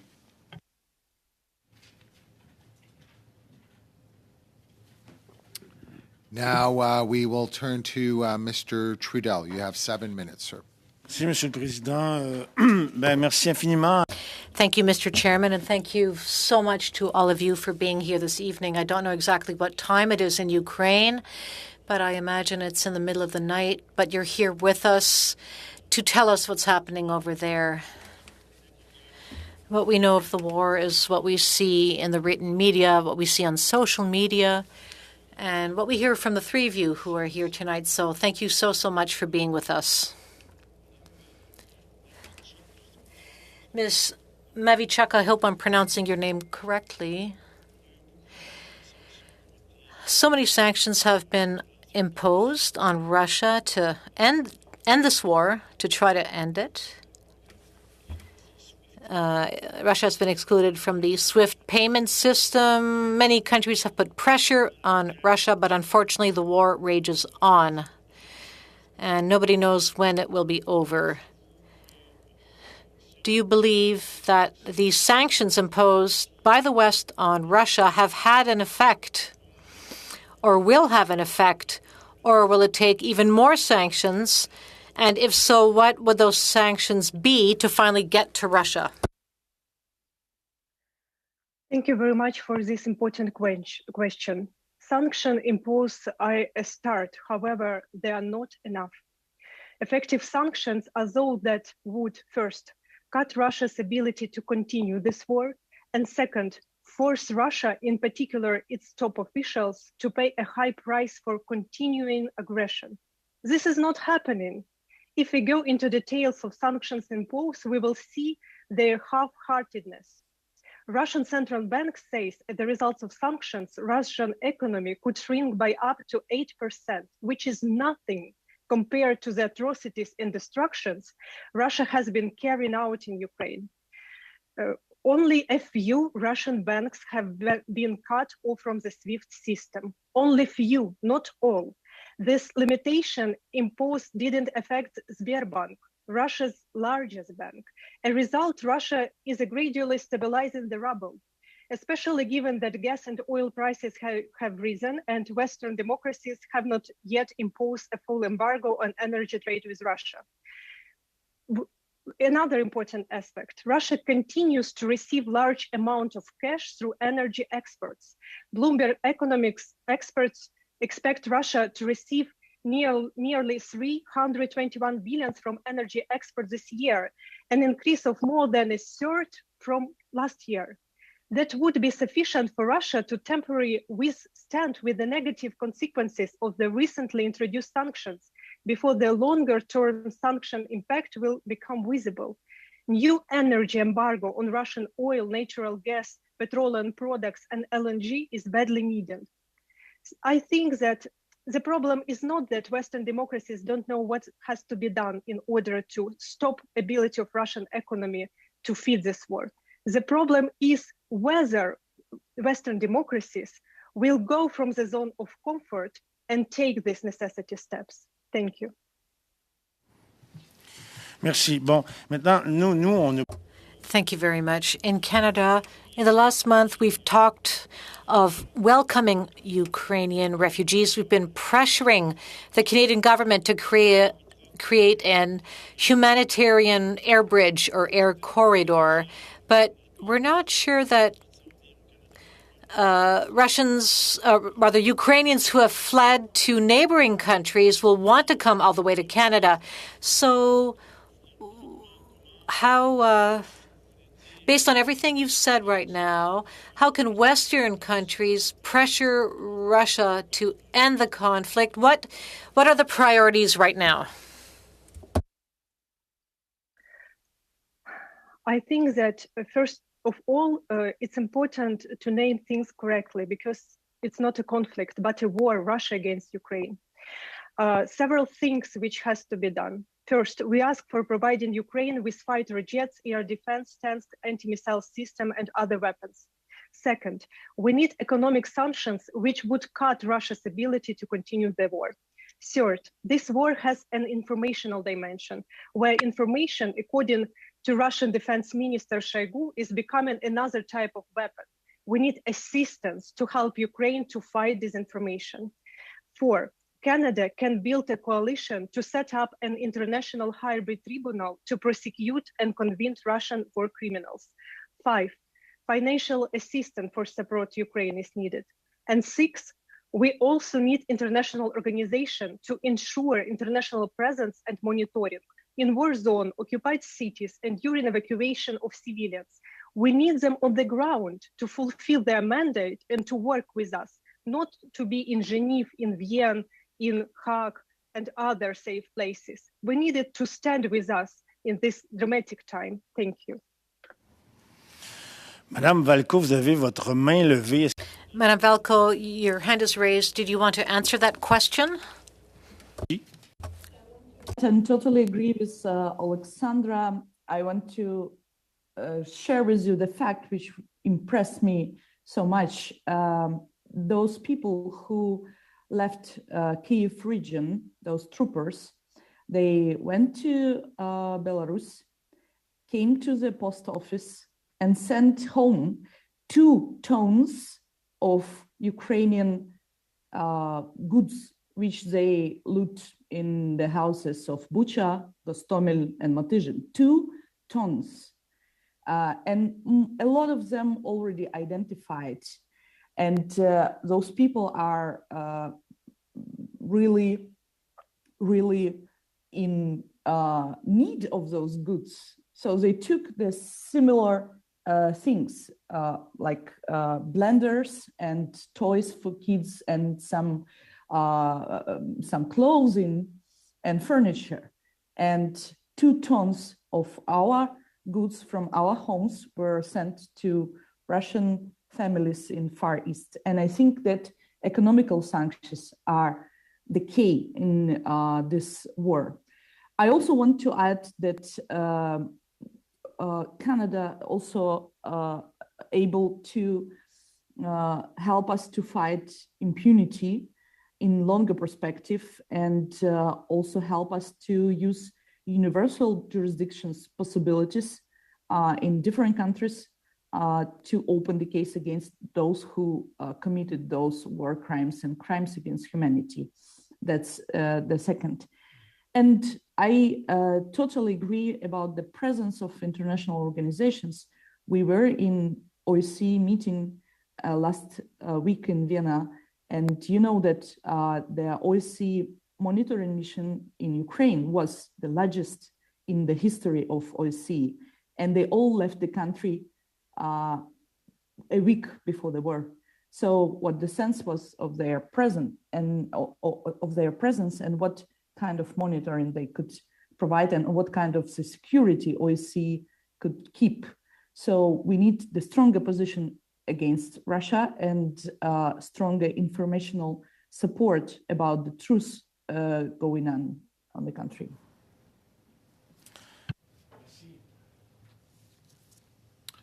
Now we turn to Ms. McPherson. You have 7 minutes.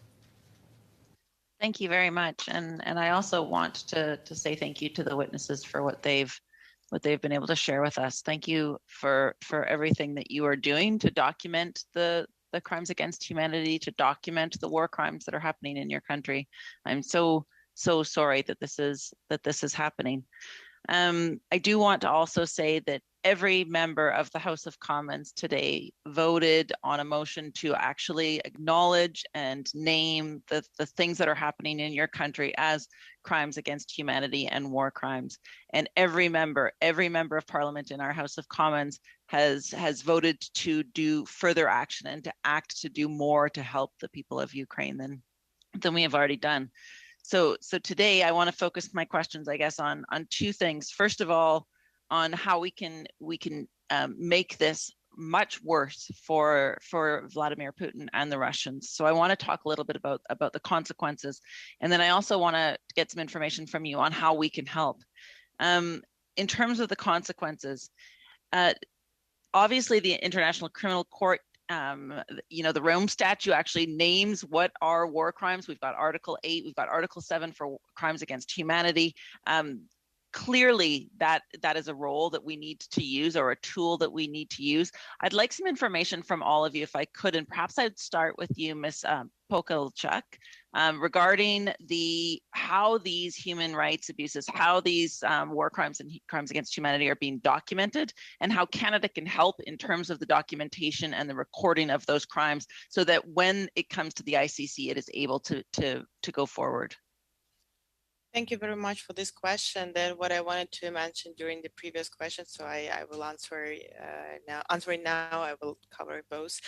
That I would be, I think, very precise in my answer, but like now, Ukraine never was prepared for such a number of bodies that have to be examined.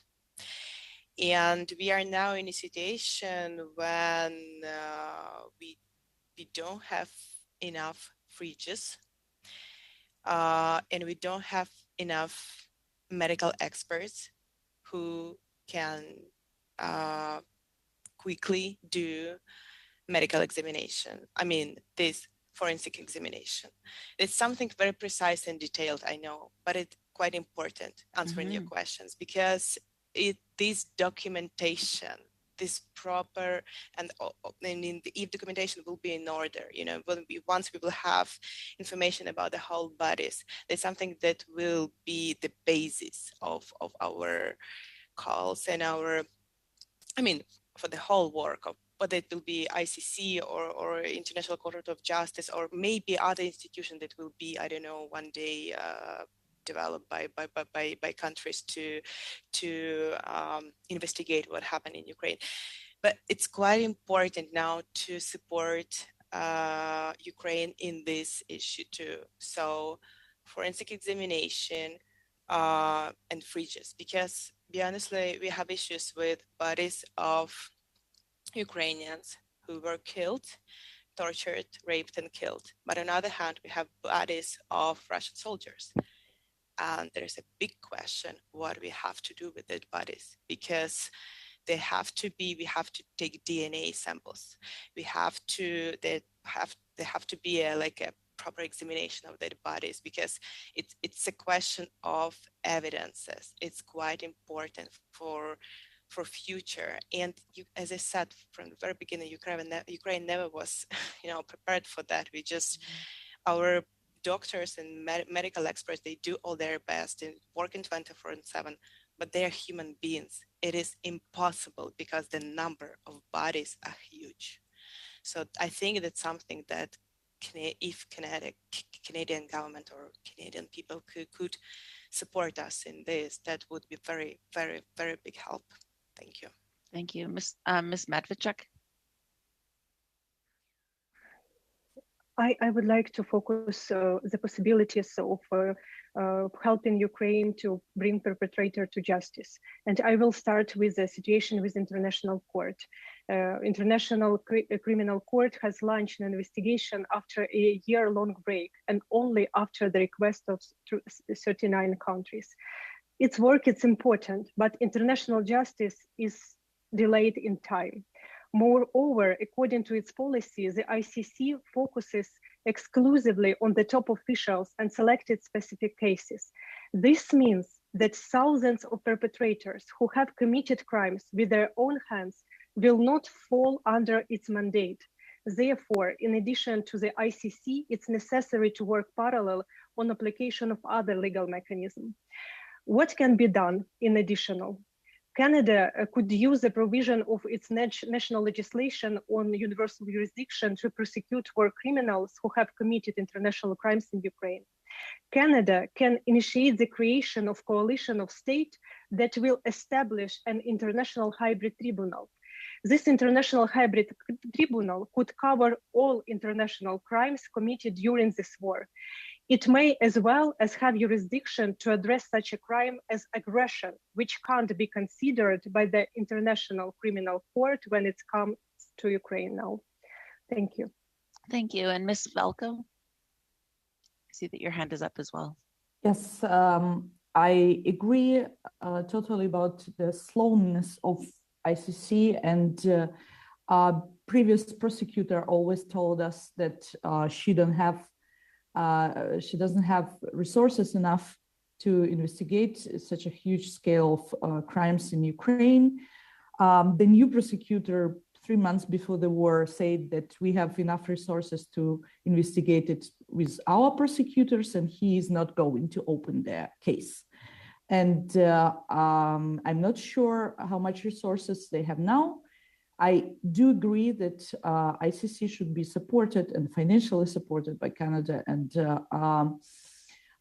but I also agree that Canada could help Ukrainian investigators, first of all, with different pressure on the area of justice. We already were contacted by Canadian Bar Association, and they proposed their help in opening the UJ cases in Canada, but also in other American countries, like Southern American countries and other who has this possibility, like Argentina and so on. And I do believe that Canada already doing a lot in this area and ready to help. But I also think that we should cooperate more about the linkage evidence. And I agree that Ukrainians want to make all crimes accountable. And we really need some special tribunal and special procedures. But also, for example, we do believe that Russians, for example, now using aerial bombs, FAB 500 is 500 kilogram high explosive general purpose aerial bombs, which they were using before, the same weapon indiscriminately in Afghanistan and in Syria. And the pattern of attacks and linkage evidence, that's something we could cooperate and we could investigate together, and probably that will be the same, there will be a lot of the same perpetrators who committed the war crimes before Ukraine. And it's very important to fight impunity and to show those people who committed those crimes in Ukraine and before that they would be punished. This is very important for the future, not only Ukraine, but other countries who are threatened by Russia. Thank you. Thank you. Thank you, Ms. Valko. We now go to the second round of questions. If I could ask all the members to keep it under 3 minutes. We commence with Mr. Zuberi. I'd like to thank all three of you for being here and for your courage and strength. And as you can see, all of us in this room, we're all united in solidarity behind you. I'd like to start off with, within the 3 minutes, give half the time, if necessary, to Ms. Matvichuk. I, as a human rights defender, I hear what you're saying, and myself, I have a military background, but also have worked in human rights for about 20 years. I'd like to know how you square the circle as a human rights lawyer with your call for military support, arms and other weapons to defend your country. Can you just square that circle for us and for this committee?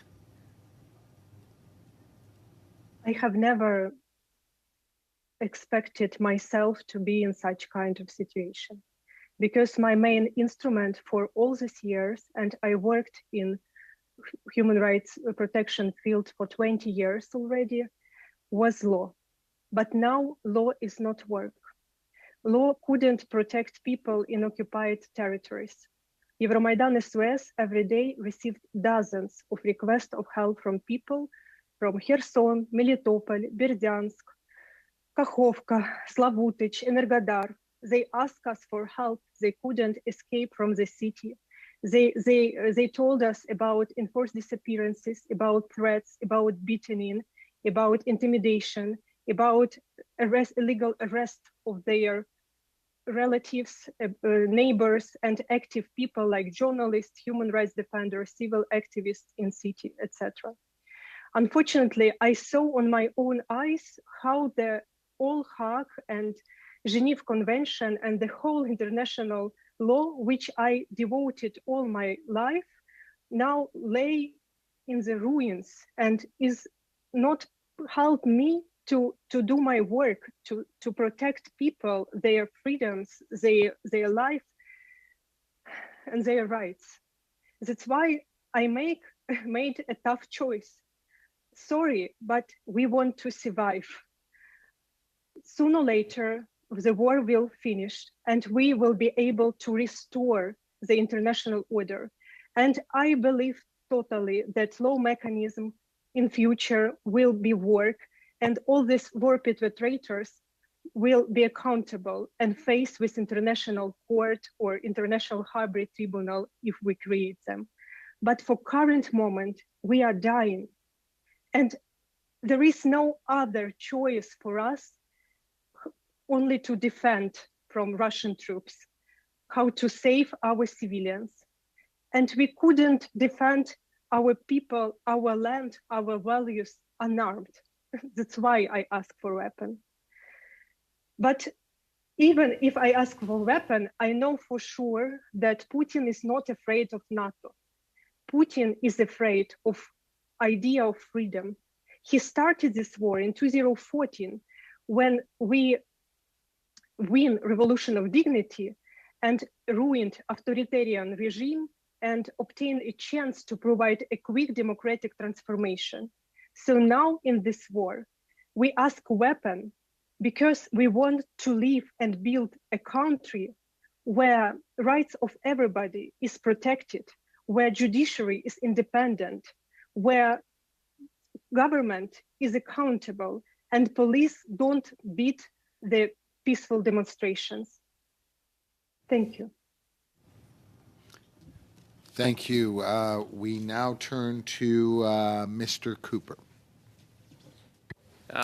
Thank you, Mr. Chair, and thank you to the witnesses for providing important testimony detailing some of the egregious crimes that have been committed by the Putin regime, and seeing the deliberate targeting of civilians, the targeting of schools and hospitals and other civilian infrastructure. It is clear that these are not the actions of a few rogue soldiers, but as the witnesses said, a part of a systematic campaign by the Putin regime. And in that regard, I commend Mr. Oliphant in outlining the Government of Canada's position in terms of removing the word alleged and calling these crimes for what they are, and that is war crimes.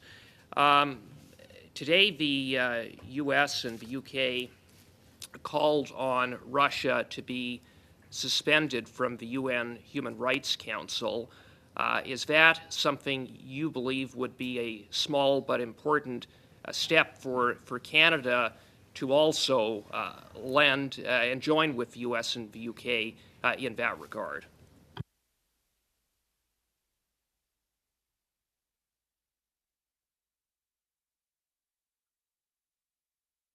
Girls, do you want to start? I could say we strongly believe that Canada should do this step. I support this idea, and I personally participate in campaign which our partners in Geneva, international organization which based in Geneva, started in order to suspend Russia from Human Rights Council of Ukraine, of UN.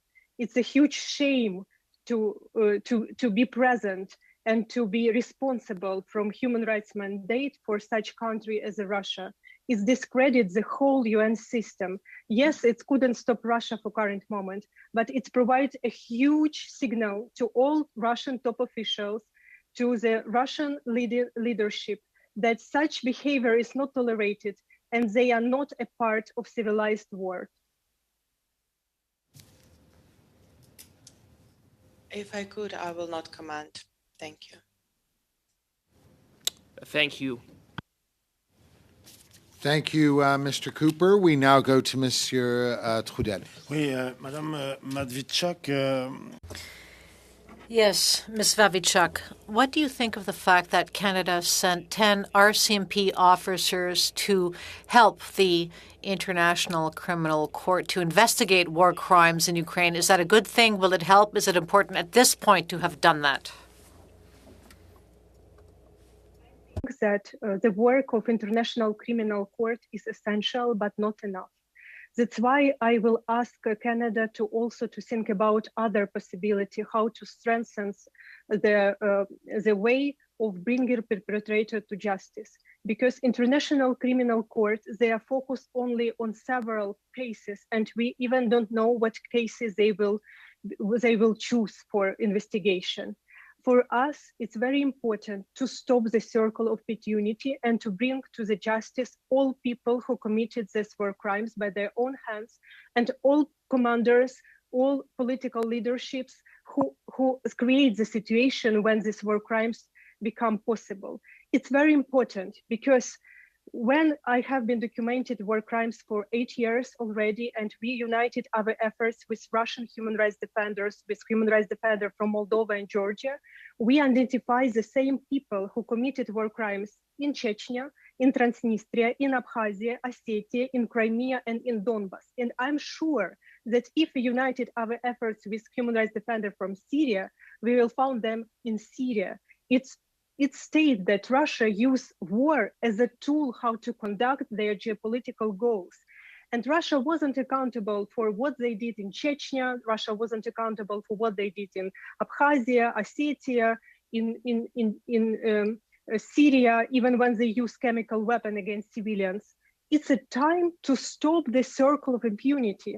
And I think that in addition to International Criminal Court, we have to support the idea of Ukrainian president, which he announced yesterday, and to create international hybrid tribunal. And it will be a very good case if Canada decided to lead this process and to create such kind of coalition which can make this idea into the force and provide justice for the whole victims of war crimes in Ukraine. Thank you. Merci, Madame Matvichuk. Une dernière question, il reste à peu près 1 minute. Thank you very much. A last question. I have about a minute left. Can you tell us about what's happening in Crimea today? In Crimea, we observe 3 main trends. Russia, for all these years, rapidly transforming the former resort into powerful military base. They formed a joint military unit in the center of Black Sea and concentrate on a ballistic missiles attack. Such actions is a danger not only for Ukraine, but because they can achieve their targets in the Baltic state, in Poland, in the Czech Republic, in Israel, in Syria, etc. Second trend. The entire permanent population of Crimea is considered by Russia to be potentially disloyal. Therefore, after the occupation, Russia enforced a policy of expulsion of the most active part of population from Crimea and replacing them with the citizens of Russian Federation from different regions through controlled migration. And as a result, I don't know the current number, but the population growth rate of Sevastopol 2 or 3 years ago was an unprecedented 14%. So we are dealing with a forced displacement and colonization, which in itself is a war crimes. And last trends which we observed for all these years, that after the Russian occupation, the peninsula has become a providing ground for testing a new tactics of informational warfare, suppression of dissent, formation of military moods. Essentially, Russia has conducted a unique experiment for today of integrating of annexed territory. And they have components like forced imposition of citizenship of the Russian Federation, total attack on the rights and freedom of population in order to keep them in subjection. And last final things which I want to emphasize, that it's deliberate discrimination and persecution of Crimean Tatar people, the indigenous people of Crimea. We, in our list of political prisoners, majority of them are Crimean Tatar, and my friends and colleagues, Server Mustafayev, who is the head of Crimean Solidarity, were imprisoned for a huge term in colony for fabricated criminal cases only because he had a courage to provide human rights work in peninsula where people were left alone only with Russian occupiers. Thank you. Merci. And Thank you very much. to Ms. McPherson. Thank you, Mr. Chair. I do want to give an opportunity for Ms. Valco to contribute to the last question that was asked, but I also maybe will ask a quick question and she can answer it and the previous question as well. One of the things that I'm thinking about is how we help Ukraine now, urgently, immediately, and I think you've given us some very good steps that we can take in terms of, forensic support, fridges, kicking Russia out of the Human Rights Council, the United Nations Human Rights Council, trade embargoes, looking at the banking systems. I think there is a lot that we can work on here. I certainly will be putting forward something to this committee that we have a statement as a committee. But in terms of humanitarian support, immediate and long-term humanitarian support, I'd like some information on that because I think Canada should play a role in helping Ukraine deal with the humanitarian crisis right now, but also how to rebuild the country of Ukraine once this crisis is over, once this illegal war is ended. Ms. Valco, if you could start, please. I could start about the previous question. I want just to add to Alexandra's word that most of the population of Crimea see on the TV the propaganda movie that Kyiv is already Russian, Kharkiv is already Russian, and Russia is everywhere in Ukraine and hold the cities. But at the same time, the opposition to Russian government, mostly Crimean Tatars, are very afraid that they will be mobilized to Russian army to fight with Ukraine right now. And they are looking for different possibilities, and they are supported by Ukrainian authorities looking for different possibilities to escape this duty. But also Crimea now unexpectedly became the road for some people from Kherson region who's stuck in occupation to escape. So they moving from Crimea to Georgia, to Armenia, and to Turkey. And as we already said before, a lot of people from Mariupol and Donetsk and Lugansk regions also trying to escape through Russia. Some of them successful, and they sometimes appear in those countries without any documents. Some of them not successful because Russia take all their documents away and force them to move to filtration camps. And probably Canada could not only to advocate this with international organizations like Red Cross and others, but also try to return those people or take them to a safer place and to restore their not only dignity, but also citizenship.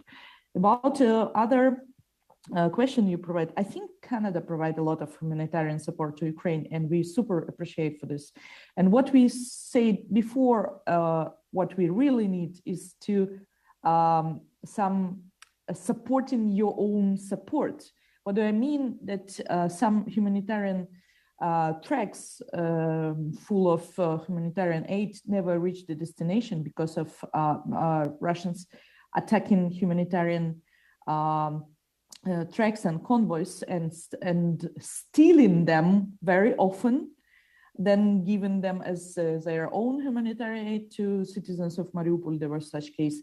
So if those humanitarian aid will have some bigger support, a company of some international organizations or some ministers of Ministry of Foreign Affairs of Canada or other countries, that will be really great support, because it's not only the need of the humanitarian aid such big in Ukraine now, but also to help us to deliver it to those who need it most right now, including occupied territories who has no medicine in the drugstores at all. So because nothing coming, not from Russia, not from Ukraine. So in Kherson region, they don't have medicine, and there is no possibility, no Russian government will to provide those medicine there. So there is should be some pressure on them, not only from Ukraine, but from other countries, I think. Thank you, Ms. Valco. Thank you very much, Ms. Valco, Ms. Matvichik, Mr. Michalczyk, Ms. Michalczyk. I can tell you that your testimony has been incredibly powerful and compelling. And I truly cannot recall another instance where I have seen all the members watch as attentively and listen as they did today. We wanted to thank you and salute you for the tremendous work that you are doing. You will ensure, each of you and others, that justice and accountability do prevail. We heard you that there are many atrocities unfolding and that there is no plausible deniability for it. We also heard you that we should, as an international community, use every available legal mechanism to ensure that justice prevails. And lastly, as a country, ensure that Canada does everything we possibly can to assist you. So thank you very, very much for everything that you have shared with us, and please do take very good care of yourselves. Thank you.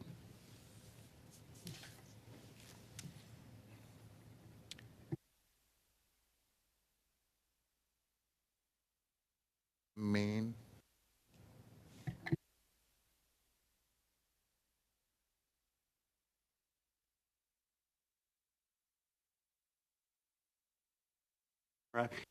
It is 8:40, and we're well over 8:30. We knew that we had business to do, and I am recovering from COVID, and many of us will also get COVID. And so as a motion, I would move that we adjourn. Meeting adjourned.